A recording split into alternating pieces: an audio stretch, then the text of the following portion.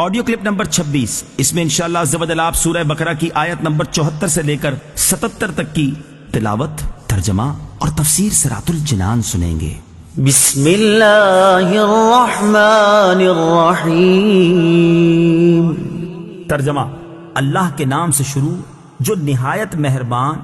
رحمت والا ہے۔ ثم قست قلوبكم من بعد ذلك فهي كالحجارة أو أشد قسوة وإن من الحجارة لما يتفجر منه الأنهار وإن منها لما يشقق فيخرج منه الماء وَإِنَّ مِنْهَا لَمَا يَهْبِطُ مِنْ خَشْيَةِ اللَّهِ وَمَا اللَّهُ بِغَافِلٍ عَمَّا تَعْمَلُونَ۔ ترجمہ: پھر اس کے بعد تمہارے دل سخت ہو گئے تو وہ پتھروں کی طرح ہیں، بلکہ ان سے بھی زیادہ سخت ہیں، اور پتھروں میں تو کچھ وہ ہیں جن سے ندیاں بہہ نکلتی ہیں، اور کچھ وہ ہیں کہ جب پھٹ جاتے ہیں تو ان سے پانی نکلتا ہے، اور کچھ وہ ہیں جو اللہ کے ڈر سے گر پڑتے ہیں، اور اللہ تمہارے اعمال سے ہرگز بے خبر نہیں۔ ثم قست قلوبکم، پھر تمہارے دل سخت ہو گئے۔ تفسیر صراط الجنان میں ہے، اس آیت کی ایک تفسیر یہ ہے کہ حضور پر نور صلی اللہ تعالی علیہ وآلہ وسلم کے زمانے میں موجود یہودیوں کو مخاطب کر کے فرمایا گیا کہ اپنے آباء و اجداد کے عبرت انگیز واقعات سننے کے بعد تمہارے دل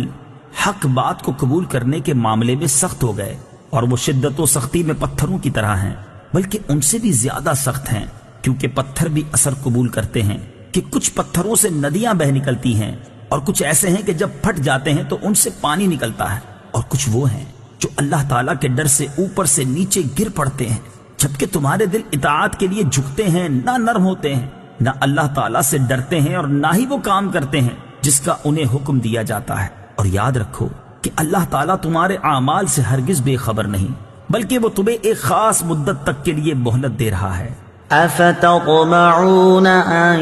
يؤمنوا لكم وقد كان فريق منهم يسمعون كلام الله ثم يحرفونه من بعد ما عقلوه وهم يعلمون۔ ترجمہ: تو اے مسلمانوں، کیا تم یہ امید رکھتے ہو کہ یہ تمہاری وجہ سے ایمان لے آئیں گے، حالانکہ ان میں ایک گروہ وہ تھا کہ وہ اللہ کا کلام سنتے تھے اور پھر اسے سمجھ لینے کے بعد جان بوجھ کر بدل دیتے تھے۔ افتطمعون، کیا تمہیں یہ امید ہے؟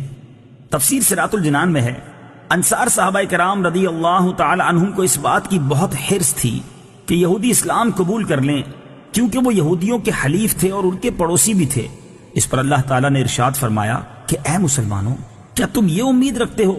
کہ یہ یہودی تمہارا یقین کریں گے یا تمہاری تبلیغ کی وجہ سے ایمان لے آئیں گے؟ حالانکہ ان میں ایک گروہ وہ تھا جو صرف علماء پر مشتمل تھا، وہ اللہ تعالیٰ کا کلام یعنی تورات سنتے تھے اور پھر اسے سمجھ لینے کے بعد جان بوجھ کر بدل دیتے تھے۔ اسی طرح ان یہودیوں نے بھی تورات میں تحریف کی اور رسول کریم صلی اللہ تعالی علیہ وآلہ وسلم کی نعت بدل ڈالی، تو ایسے لوگ کہاں ایمان لائیں گے؟ لہٰذا تم ان کے ایمان کی امید نہ رکھو۔ وَإِذَا لَقُوا الَّذِينَ آمَنُوا قَالُوا آمَنَّا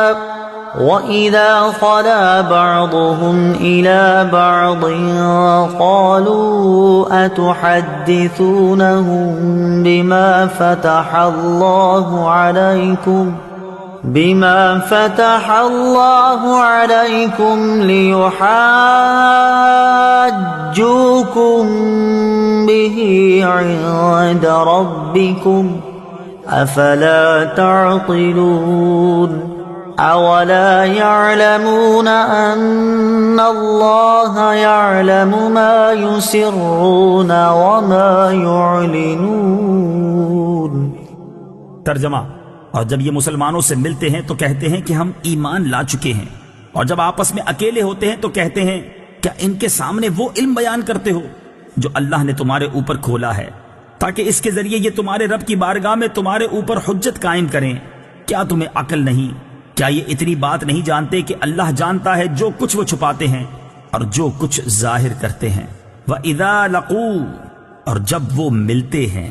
تفسیر صراط الجنان میں ہے، حضرت عبداللہ ابن عباس رضی اللہ تعالی عنہما فرماتے ہیں، یہودی منافق جب صحابہ کرام علیہم رضوان سے ملتے تو ان سے کہتے کہ جس پر تم ایمان لائے اس پر ہم بھی ایمان لائے، تم حق پر ہو اور تمہارے آقا محمد مصطفیٰ صلی اللہ تعالی علیہ وسلم سچے ہیں، ان کا قول حق ہے، ہم ان کی نعت و صفت اپنی کتاب توریت میں پاتے ہیں۔ جب یہ اپنے سرداروں کے پاس جاتے تو وہ ان منافقوں کو ملامت کرتے ہوئے کہتے، کیا تم مسلمانوں کے سامنے ان کے آقا محمد مصطفیٰ صلی اللہ تعالی علیہ وسلم کے بارے میں وہ باتیں بیان کرتے ہو جو اللہ تعالیٰ نے تمہاری کتاب میں بیان فرمائی ہیں، تاکہ وہ اس کے ذریعے دنیا و آخرت میں تمہارے اوپر حجت قائم کر دیں کہ جب ہمارے آقا محمد مصطفیٰ صلی اللہ تعالی علیہ وآلہ وسلم کا نبی برحق ہونا تمہاری کتابوں میں موجود ہے تو تم نے ان کی پیروی کیوں نہ کی؟ کیا تمہیں عقل نہیں کہ تمہیں یہ کام نہیں کرنا چاہیے؟ اس سے معلوم ہوا کہ حق پوشی اور سرکار دو عالم صلی اللہ تعالی علیہ وآلہ وسلم کے اوصاف کو چھپانا